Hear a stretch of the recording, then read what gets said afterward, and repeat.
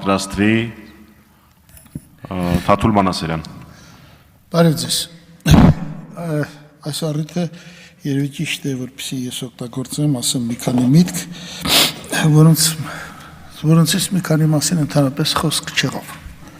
Բայց ես պարտավոր եմ ձեզ տեղեկացնել ինչ եմ մտածում այդ մասին։ Ես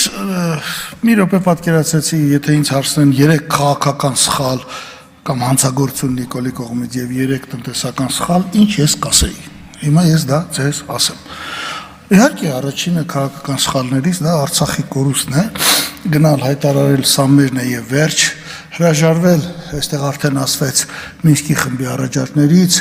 եւ հետո իմիտացիա անել, պատերազմի տեսեք իմիտացիա անել։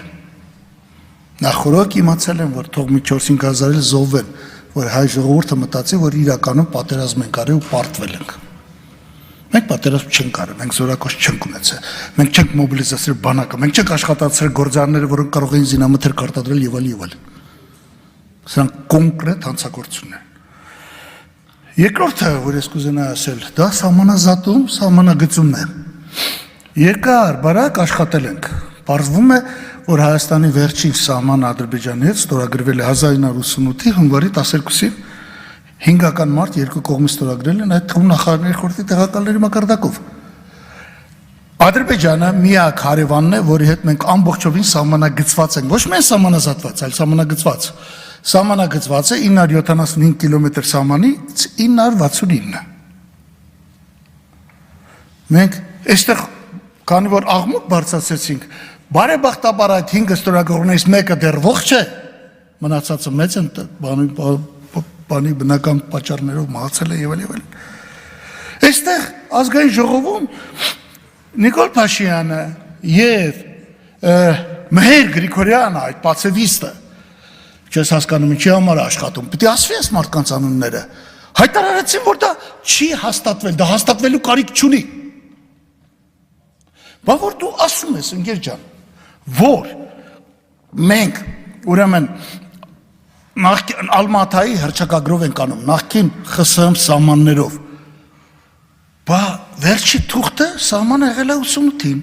եկել է, չի ամաչում, այստեղ կանգնում ասում է 76 թվի քարտեզով ենք անում, որովհետև Ադրբեջանը պահանջում է, Ադրբեջանն էլ ասում է, որ ինքը խորհրդային Ադրբեջանի իրավ հաջորդը չի, այլ ադրբեջանական մուսաֆաթիստական Ադրբեջանի հաջորդն է։ Բայց դե քո չես Ալմատայի անուն տալիս։ Կամ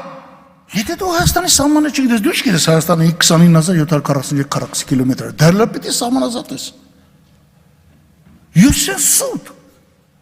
Ասես լկտիություն չեմ կարող պատկերացնել։ Բայց ավելի, բայց այս սուտ էս ակնհայտ բանը, տրամաբանական բանը, որ ես ասում եմ, բայց մի հատ էս աղմուկ չբարձրանա ամբողջ հանրապետությունով մեկ։ Էսի չես անում։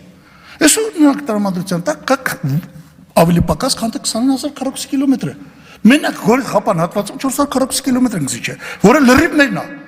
Մենք չէինք կարող Գորիս Կապան ճանապարհը կառուցել Ադրբեջանի տարածքում, այդպես բան չկա։ Ճանապարհը կառուցվել է հայկական ԽՍՀՄ նախարարների խորհրդի որոշմամբ։ Հայկական ԽՍՀՄ նախարարների խորհուրդը այլ պետության տարածքում կամ այլ հանրապետության տարածքում անելիք չուներ։ Եկավ ասեց «Էյ վազլի չայզամլի», խոթարկներ են։ Գողերը տվեց դուրս եկավ այդ ճանապարհի։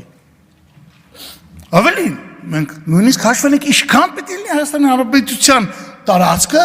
1988-ի հունվարի 12-ին այն պետք է լինի 30157 քառակուսի կիլոմետր։ Այսօր 29000 էլ չկա։ Եվ այս տալը շարունակվում է երրորդը, Մեղրի, օգոստոսի 8-ը։ Լսեք, էսի նույնիսկ ես չի ուզենա որ Ղարաբաղի Արցախի ներկայացուցիչները այստեղ նստած են բանան, էսի ավելի ծանր է, քան թե Արցախը։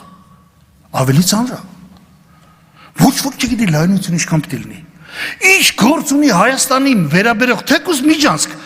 նախ դա Միջանցք է, որ անընդունելի է, բայց ինչ գործ ունի այդ Միջանցքի օգտագործման տնօրինման տիրապետման տակ Ադրբեջանը ստորագրի։ Եկուց Հայաստանն ու ԱՄՆ-ն կարող են դուրս գալ, Ադրբեջանն ասել է ես դուրս չեմ գալիս։ Եվ ինչքան պետք է լինի կիլոմետրով լայնությունը, ես հո գիտեմ իբրև նախկին վարչապետ, որ Մեղրիից հետո դեպի արևելք Ադրբեջան, այնտեղ հազիվ մի 10 մետր գետի ափով, որ գցել են երկաթգիծ, դա չի հերիկելու։ Պահանջել են, որ լեռների ստորոտով կանցնի ճանապարհը, կտեսնեք։ Կտեսնեք ինչ է լինելու։ Ի վերջո մեղրից օգոստոսի 8-ի ստորագրությունից հետո հայ-իրանական սահման չկա։ Ոնց ֆռացին Իրանի նախագահն եկավ, խափրտեցին գնաց։ Հետո գնացին այդտեղ արդեն գլխին կան Իրանում թե ինչ է կատարվել։ Ոնց եք պատասխան տալու ԵԱՏՄ-ից դուրս ես գալի, այսօր հիմա հերթական սուտը պիտի ասի Մոսկվայում հանդիպելով Պուտինին, թե նա չէ որ կարծնի կասի, այս ԵԱՏՄ-ից դուրս եք գալիս, ԵԱՏՄ տարածք առանց մաքսազերծման ապրանք ա մտնում։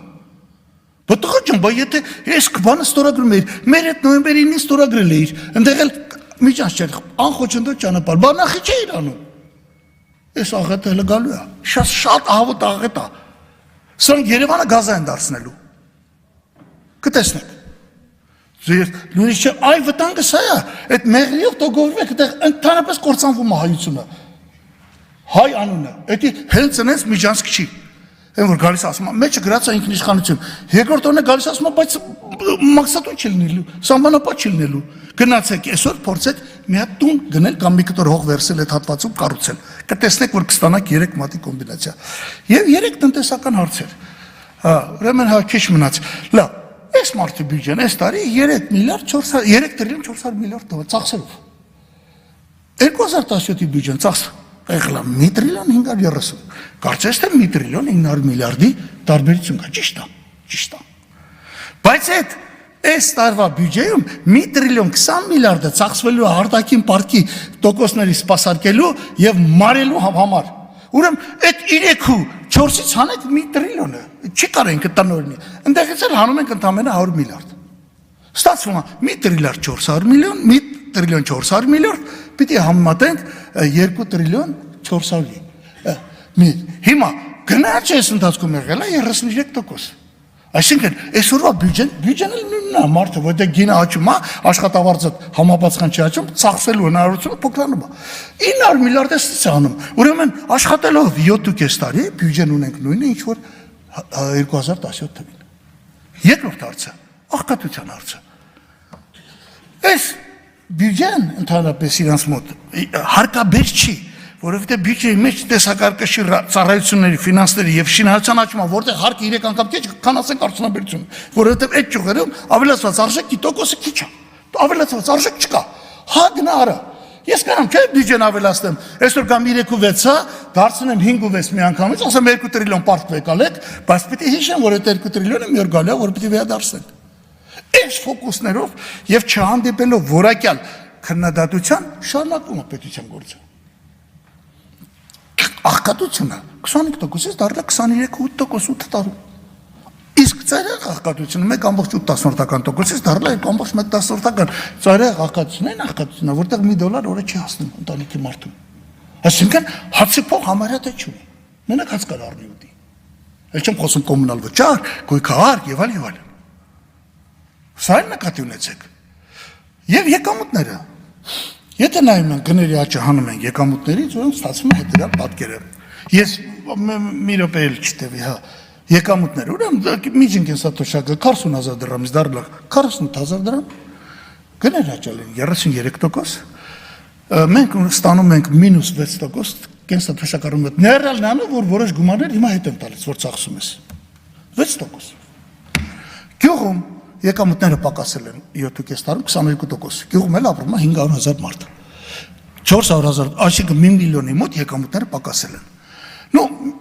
այն 3 միլիոնից 1 միլիոնը, հիմա արդեն 3 միլիոն ենք շնորհիվ Շաքերտավոր ասած Ղարաբաղից եկած ներգաղթի, եւ այն երրորդ բանը, որոնք աշխատում են պետական սեկտորում, բիզնեսում, այո, այստեղ մենք ստանում ենք եկամուտները, որ ավել են աճել 8 տարում 7%-ով քան թե գները։ Այս ընդամենը։ Բայց այդ եկամուտներն էլ սենց այս հիվանդանոցի միջին ջերմաստիճանն է։ Ամեն տարի 50 միլիարդ պաշտոնյաները պրեմիա են ստանում։ Եվ այդ պաշտոնյաների 90%-ը Փաշինյանի կուսակցությունից են, այն 10%-ն էլ կարողանում է կողքից արդեն Արամ Զավինի Սարգսյանը խլել, հա, հասկանում ես, ոչ մի բանի չի հասել, բայց ինքը ամենտեղ խցկվում է, իր մարդկանց դնում են։ Բայց այդ պաշտոնյայի, այդ հիվանդանոցի միջին ջերմաստիճանի տրամաբանությամբ այդ փողը կարանք մենք միջինի վրա հաշվենք, ի՞նչ կապ ունի մարդը։ Այդ դեպքում ստացվում -1%։ Սա է, սրանք բացարձակ թվեր են, ես հավատացնում եմ, ոչ միտեղ ես անդադ ասում եմ, սա ոչ միտեղ չէր համարձակվում հակաճառել, կամ ասել բեկեք ընդդիմախոսենք եւ այլն, այս բան գույություն չունի, չի կարող լինել։ Ես հավատացնում եմ եւ ես կուզենայի, որ դուք այստեղ նստածներդ եւ սկսած պարոն նախագահողից տոգորվեք այս տնտեսական, քաղաքական այս մի քանի փաստերով, որոնք շատ կարևոր են նրա դեմքին դա նետելու համար, ես ինչ ասանում։ Իսկ ընդհանուր առմամբ ես impeachment-ին կողմնակից եմ, ես չեմ կարծում, որ մենք գործ ունենք Դավաճանին։ Դավաճանն է, որ մեր հետ էր, հետո մեր դեմ է գործում։ Ինքը սկզբանե դե ցաղել, նրանց հետ պայմանավորված։ Այստեղ նույնիսկ Դավաճանի հետ գործ չունենք։ Հասկանում եք, մենք բարձրապես գործ ունենք մեր հակառակորդի հետ եւ շատ ծանր է պատկերացնել ինչ ենք անելու, եթե հայրենի իշխանությունը այդպիսի նշանակություն։ Շնորհակալություն պարոն Բագրատյան։ Խոսքը փոխանցում եմ նախկին պատգամավոր տնտեսագետ Թաթուլ Մանասարյանին։